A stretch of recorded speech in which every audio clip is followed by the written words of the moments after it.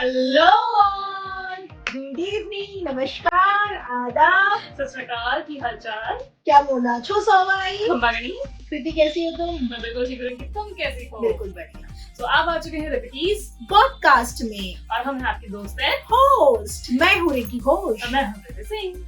सो रिंकी घोष, आज का टॉपिक है लेटेस्ट टॉपिक है हमारे बहुत फेमस एस्ट्रोनॉट के बारे में, Mrs Sunita Williams. As in जिनका अभी रिसेंट चीजें चर्चा में है कि वो स्पेस में गई हुई है कुछ रिसर्च के लिए, जो उनका न्यू स्पेस क्राफ्ट है उनकी टेस्टिंग के लिए, और उसी के रिगार्डिंग है कैसे उनको प्रॉब्लम्स फेस कर रहे हैं। कृति आप आगे कंटिन्यू करो। बिल्कुल, क्योंकि अभी उनको अभी सुनने में आया है कि वो अटक चुके हैं स्पेस में और वापस आने के लिए उनको बहुत ज्यादा मेहनत करनी पड़ेगी। बहुत सारे एस्ट्रोनॉट्स हैं जो उनको वापस लाने में लगे हुए हैं। राइट। सो बेसिकली प्रॉब्लम क्या आई है, पर उससे पहले कि वो एग्जैक्टली है कौन और उनका बैकग्राउंड क्या है। सुनीता विलियम्स जी जो है एक बहुत बड़ी फेमस हमारी एस्ट्रोनॉट है एंड यूएस की नेवी ऑफिसर भी है। She born on 19 September 1965 in US. Basically उनके पेरेंट्स तो इंडियन हैं, मतलब वही होता है कि इंडिया के बाद कुछ टाइम मूव ऑन कर जाते हैं यूएस में, वो वाले आगे फिर उनकी एजुकेशन के बारे में बताओ प्लीज। बिल्कुल, वो अपने घर में पहली बार सबसे छोटी है क्योंकि 3 सिबलिंग्स हैं और ये गुजराती फैमिली है मोस्ट इम्पोर्टेंटली, ठीक है। लेकिन उसके साथ साथ उनकी जो एजुकेशन है वो बीएससी एंड एमएससी में हुई है। इनफैक्ट उन्होंने ट्रेनिंग भी नासा से ली है। राइट। मतलब उनकी जो हम बात कर रहे हैं, जितना एक्सपीरियंस लिया है वो कब कैसे लिया, उन्हें सारा एक्सपीरियंस नासा से लिया है। उन्होंने जो कृति अपना करियर स्टार्ट किया था वो भी नासा के एक सेंटर है जॉनसन स्पेस सेंटर, 1998 में स्टार्ट किया था। और उन्होंने ऐसे ही कृति जब नासा ने ज्वाइन किया था तब उन्हें डिफरेंट पोजीशन में सर्व किया, जैसे as a flight engineer, deputy chief officer and so on. और Kriti, do you know anything about the record जो कि सुनीता विलियम्स जी ने बनाए अपने करियर में? जी बिल्कुल, उन्होंने अपना एक्सपीडिशन किए थे। सो बेसिकली उनका जो अवार्ड या ये बोल लो कि उनका जो एक रिकॉर्ड बना था वो सबसे पहला बना था जब उन्होंने एक्सपीडिशन 14-15 में वो थी। हाँ जी। जो चला था 6 मंथ्स, दिसंबर 2006 से लेके जून 2007 तक वो चला था, जिसके अंदर वो ऑब्वियसली अपने पूरे एस्ट्रोनॉट टीम के साथ गई थी। वहां पे जाके वो एग्जैक्टली उन्होंने इतने ही टाइम रही होंगी वो स्पेस में जिसमें उन्होंने सबसे पहला रिकॉर्ड अपना बनाया था। उनमें उन्होंने total 29 hours 17 minute space walk time उन्होंने रिकॉर्ड क्रिएट किया था एज अ फीमेल एस्ट्रोनॉट। बहुत बड़ी बात है एज अ फीमेल बनाना। बिल्कुल। इसी के साथ मतलब चीजें यहीं पर नहीं रोक दी सुनीता जी ने, उन्हें प्रूव कर दी फीमेल कुछ भी कर सकती है। राइट। जैसे उन्होंने एक एक्सपीडिशन हुआ था 32-33 वाला, उस टाइम पे कृति उन्होंने एक और रिकॉर्ड बनाया। ऑलमोस्ट नाना करते 4-5 महीने की वो रही, जो कि मिशन आई गेस शुरू हुआ था जून-जुलाई में और नवंबर 2012 तक वो चला।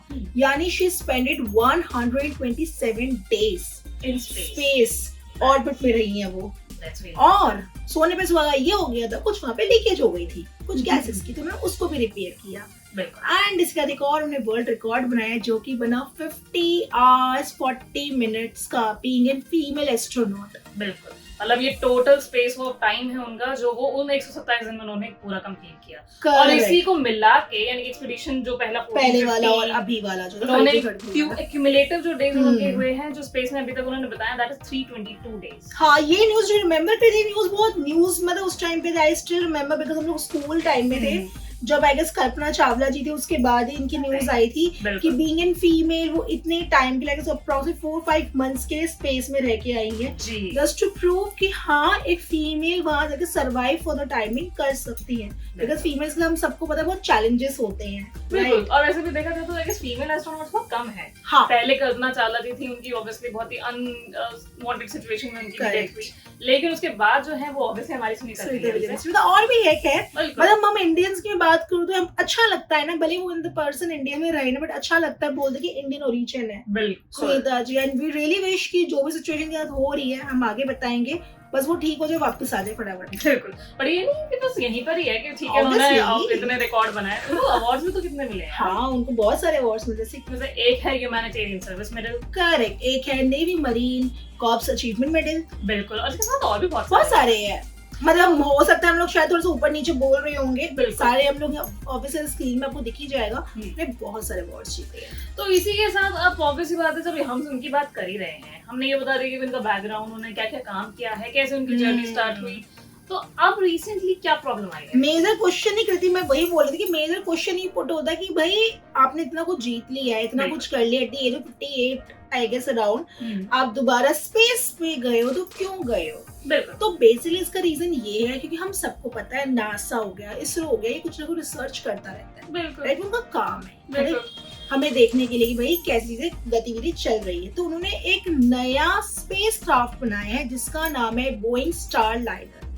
उसी का टेस्टिंग करने के लिए Mrs Williams and mister Wilmore भी गए, उनके जो मतलब साथ के एस्ट्रोनॉट गए हैं उस स्पेस क्राफ्ट का टेस्टिंग करने के लिए। आगे बताइए क्योंकि क्या प्रॉब्लम्स आई है? So basically जब ये टेस्टिंग के दौरान गए हैं तो वहां पे ऑब्वियसली गए थे, सब कुछ सही था, लेकिन जैसे कि स्पेस क्राफ्ट उसकी टेस्टिंग ही चल रही है। तो बेसिकली अभी अभी उनका जो स्पेस मिशन जो लॉन्च हुआ था वो जून में ही हुआ है इसी साल, करेक्ट, ठीक है? तो ऑब्वियसली वो जब तक स्पेस में थी, उनका वैसे तो था कि वो 8 दिन के अंदर वापस आ जाएंगी, मतलब वही था, वीकली था कि 8-10 दिन को वापस आना है, बट उससे बिल्कुल। एक्सटेंड हो गया। अब क्वेश्चन ये आता है कृति एग्जैक्टली क्या प्रॉब्लम्स आ रही है? सुनने में आ रहा है मल्टीपल फेलियर्स, जैसे कि बिल्कुल वही स्टारलाइन जो कि अभी अपने सिर्फ में टेस्टिंग फेज में है, तो उसमें उन्होंने बहुत सारी ऑब्वियसली प्रॉब्लम्स आ चुकी हैं, जैसे कि उनके टोटल 28 थ्रस्टर्स थे जिसमें से 5 थ्रस्टर्स बिल्कुल ही बंद हो गए हैं, जिसकी वजह से हीलियम लीक हो गया है।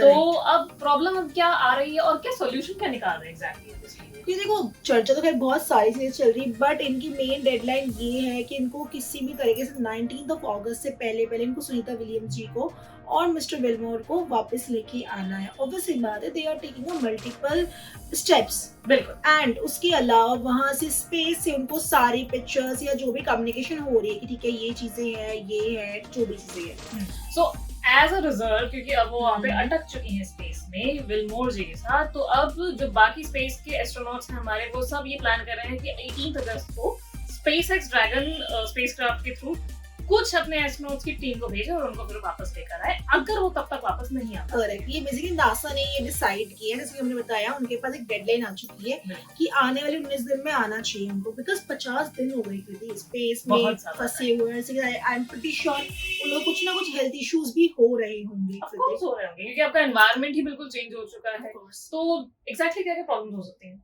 यार बोन डेंसिटी सबसे प्रॉब्लम में, राइट, आइस की विजन आ सकती है, रेडिएशन इतनी ज्यादा होती है, रेडिएशन से कैंसर्स की प्रॉब्लम हो सकती है। बिल्कुल। तो ऐसे कर करके ऑब्वियसली वो ऑलरेडी बहुत सारे फेस से ऐसे कर रहे हैं इश्यूज जो नहीं करने चाहिए इन आइडियल सिचुएशन, क्योंकि अभी तो पहले भी जा चुकी है। लेकिन वही है कि उसके बाद भी फिर अगर इतना टाइम तक आप स्पेस में रह रहे हो एक ऐसे अननोन एनवायरनमेंट, एलियन एनवायरनमेंट में, तो फिर दिक्कत देखो आनी है। And we really wish कि नासा जो चीजें कर रही है जल्दी से सॉर्ट आउट और जल्दी से जी एक अच्छे हेल्थ के साथ मुस्कुराते हुए वापस आ जाए, ऑफ कोर्स विलमोर जी के साथ। बिल्कुल, क्योंकि हम तो देखो ये चाहते हैं कि वो जैसे हर बार हमारे से नाम ऊंचा करती रही हैं, इतने रिकॉर्ड्स बनाती हुई रही, तो उनका ये रिकॉर्ड बिल्कुल मेंटेन रहे। करेक्ट, ठीक है, लेकिन obviously good health. Of course. इसी के साथ आज का हम टॉपिक यहीं पे समाप्त करते हैं। हम नेक्स्ट टॉपिक के साथ आएंगे कुछ नई चीजों के साथ। बिल्कुल, और तब तक के लिए ऑब्वियसली स्टे ट्यून्ड, और हमारी पिछली वीडियो को जिन जिन लोगों ने पसंद किया है उसके लिए थैंक यू सो मच। और ऑब्वियसली जिनको हमारी बातें बुरी लगी है, जिनको हमारा कंटेंट अच्छा नहीं लगा है, उनके लिए भी सॉरी।